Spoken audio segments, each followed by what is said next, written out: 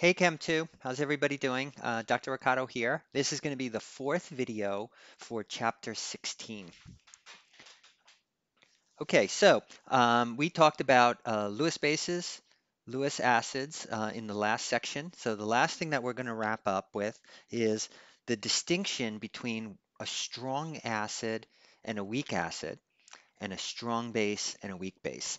So you're going to have to memorize a group of strong acids. So here they are. So the strong acids are acids that completely ionize when you put them into aqueous solution. So they break apart and you quantitatively, or I guess stoichiometrically, get as many H pluses as you have molecules to start with. Okay, so the first strong acid that you have to memorize is the acid that comes from um, uh, perchlorate, right? So this is perchloric acid. So perchloric acid is a strong acid.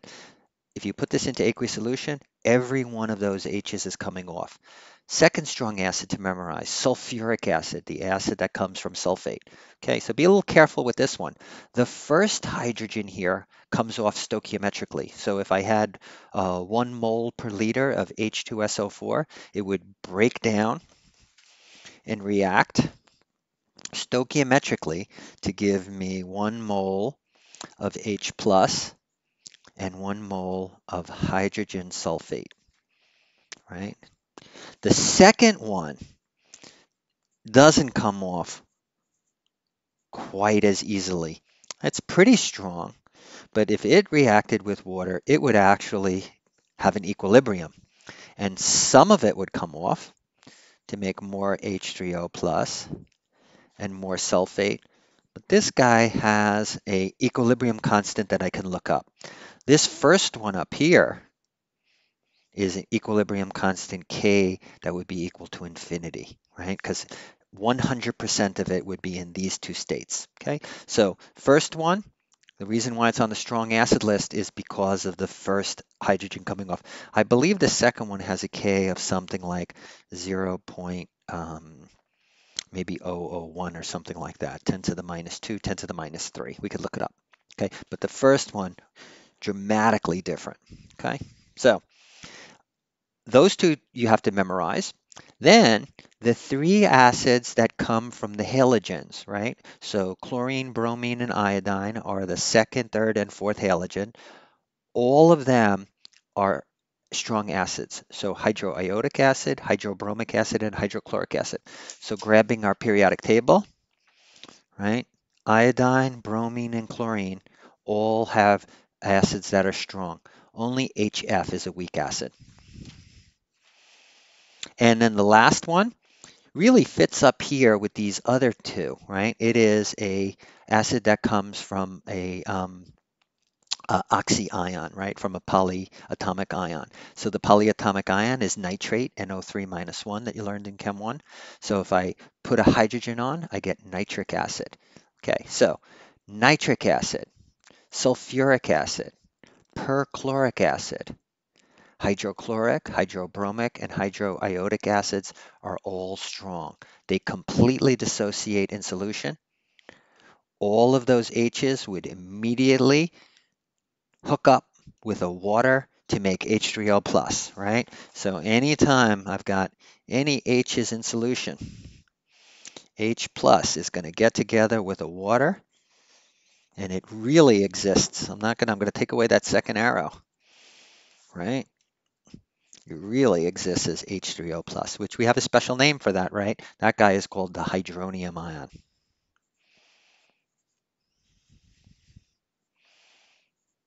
That's a little bit more accurate depiction of what causes something to be an acid. We really don't have any free H pluses floating around. So H plus is equivalent to H3O plus because if it's in aqueous solution, you're going to just attach a water molecule to it and you get that. And here's an example of that. We could have a simplistic way of looking at the dissociation of hydrochloric acid as just breaking apart to H plus and Cl minus, right? This guy is called the counterion of it because it's kind of the piece that's left over after it breaks apart. But a better way to look at it is the active reaction, the active participation of water, where the water molecule helps to remove the H plus to make H3O plus and a chloride ion. So it pulls off the H plus. Okay. All right. Back up to the list. There's going to be 6 strong acids, excuse me, 6 strong bases that you're going to memorize. In this case, they are going to be completely stoichiometric all the way through.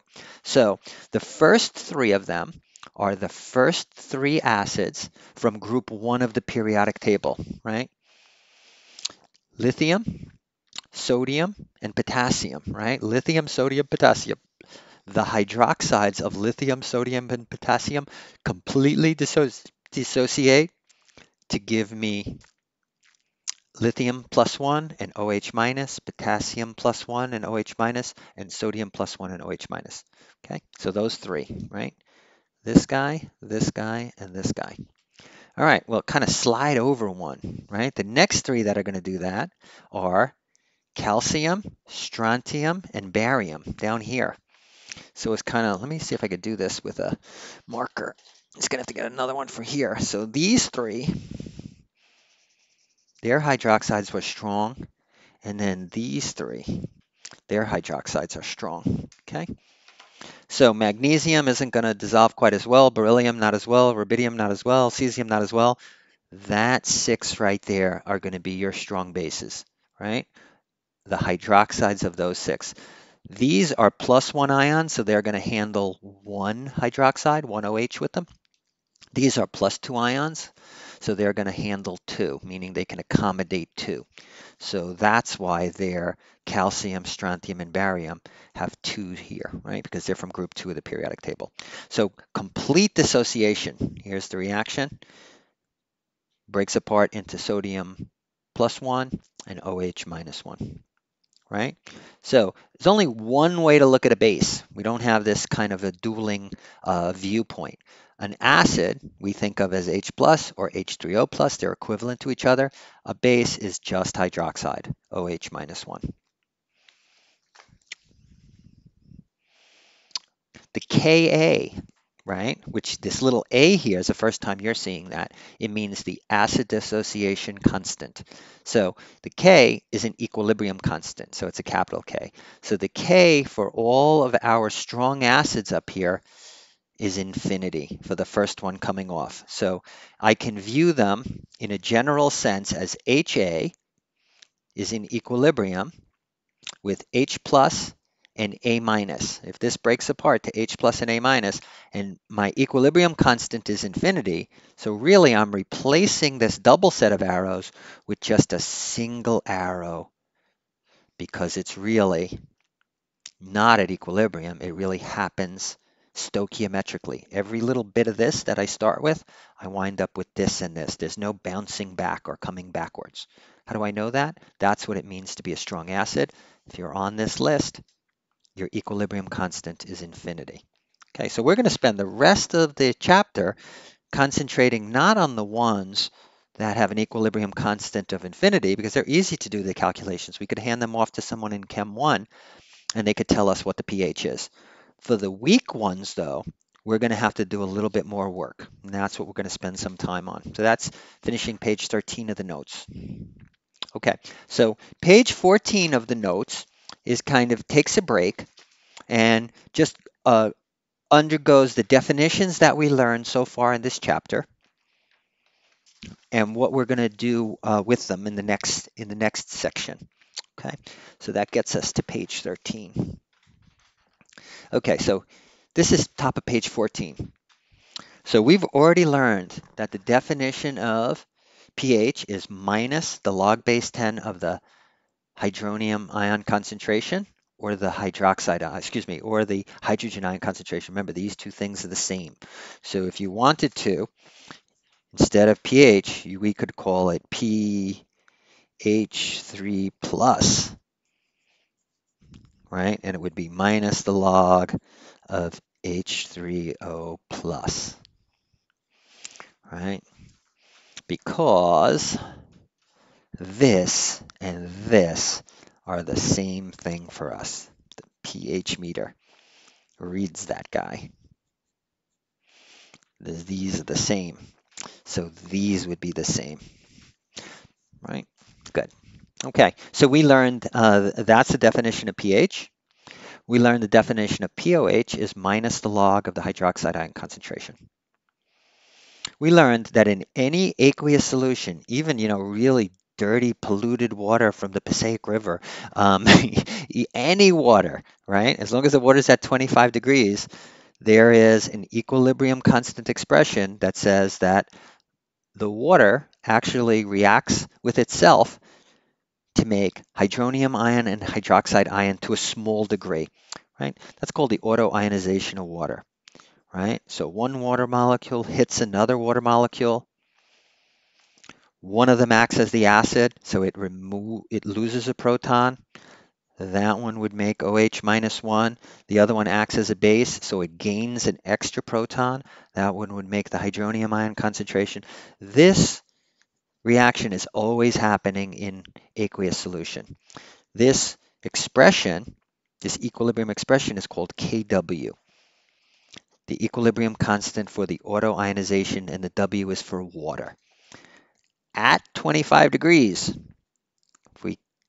that number is 1 times 10 to the minus 14th. That's an important thing to remember. Okay?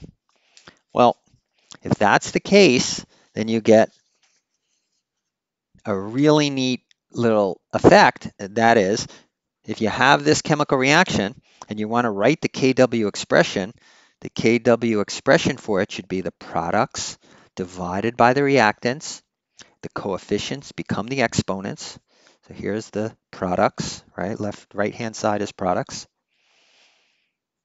divided by the reactants. But guess what? We always leave out water. So the two water molecules, the water squared here, we would leave out. So that's Kw. And again, if I'm at 25 degrees, I can plug in this number over here. Goes right there. And I get 1 times 10 to the minus 14th is always hydronium times hydroxide. Okay, so this is a fact. If I know one of these, I automatically can calculate, oops, sorry. If I know one of these, I automatically can calculate the other one, right? Because they're related through this constant. Good.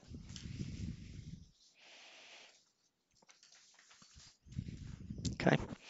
So here, I derived the fact that from always knowing that Kw is hydronium times hydroxide, we get pH plus pOH is equal to 14.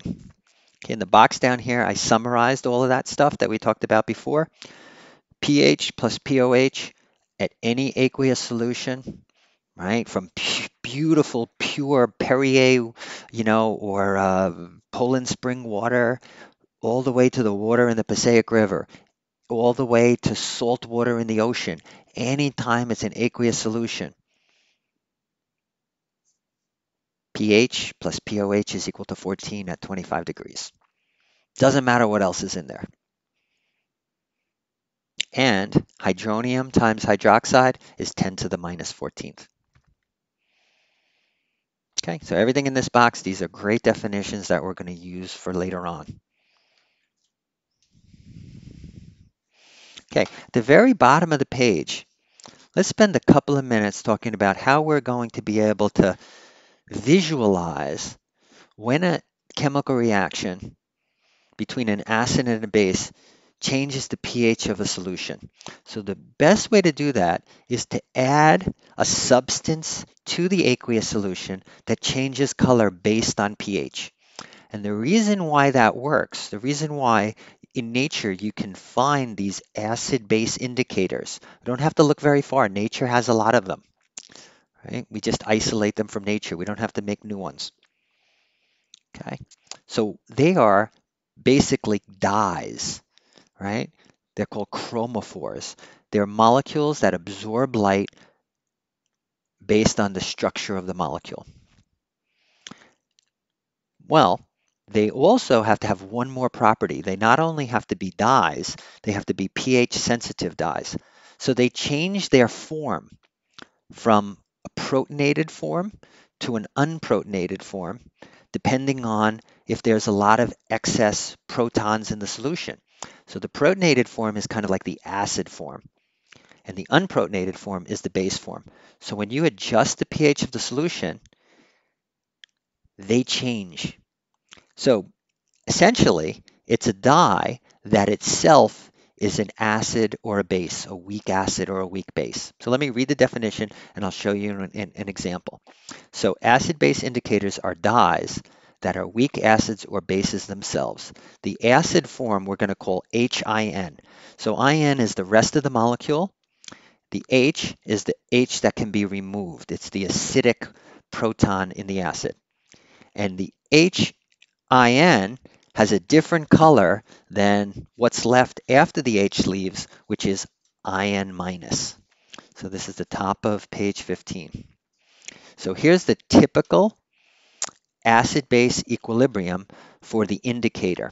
Okay, so in this particular case, I have an indicator that in the acid form, it turns out to be blue. Okay, so this chromophore, if I put a couple of drops of it into water, and the water has like lemon juice in it or vinegar in it, the whole solution is going to appear blue because this HIN molecule absorbs light that's complementary to blue. Okay, so absorbs light that's complementary to blue, so it appears to the eye as blue to you and I. Well, here's what's happening. The HIN is in its acidic form. It's in its protonated form. It has its hydrogen on it. When it reacts with water, it can lose the H, right, and make IN minus. And where'd the extra H go? It went to water to make the hydronium ion.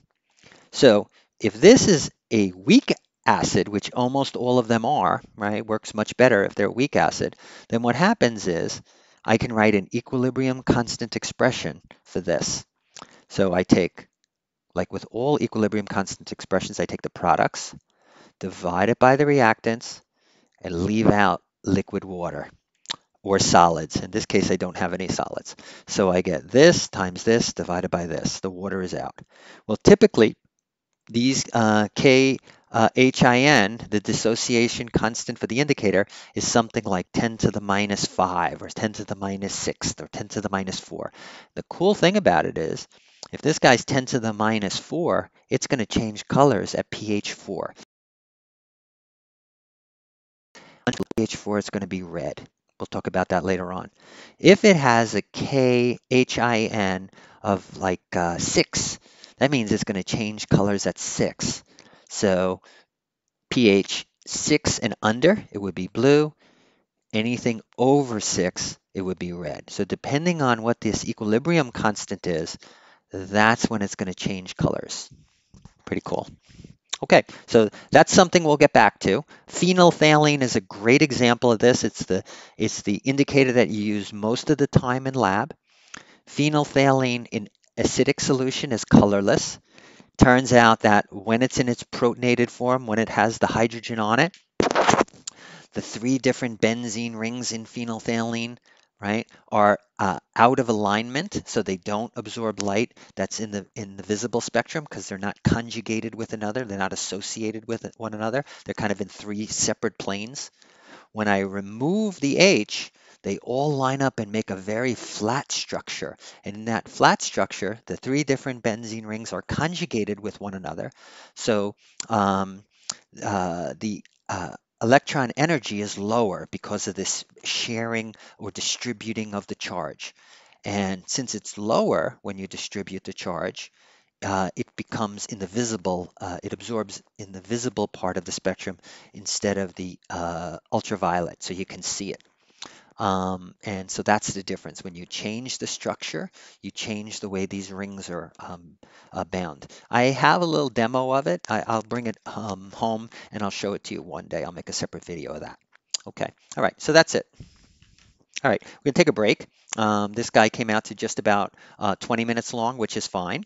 And after the break, we're going to go into the problem solving section of the chapter. And really, we have two more things to do in chapter 16. One is to talk about acid equilibrium, and then we'll talk about base equilibrium and do the associated problems with it. Okay, and that would complete the chapter. Okay, good. Thank you.